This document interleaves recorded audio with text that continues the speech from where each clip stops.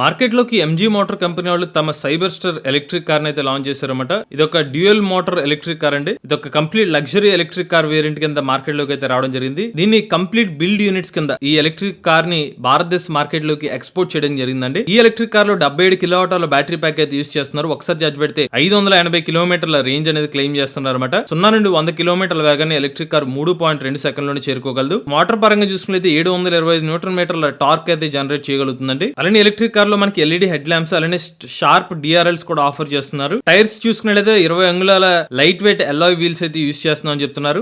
Colours పరంగా ఇది dual tone colours లో ఆఫర్ చేస్తున్నారు. Flare red, black roof, nuclear yellow with black roof, grey colour, red roof ఇలా multiple colour వేర్స్ కూడా ఆఫర్ చేస్తున్నారు. కార్ లోపల 10.25 అంగుళాల సెంట్రల్ టచ్ స్క్రీన్ డిస్ప్లే అయితే ఆఫర్ చేస్తున్నారు.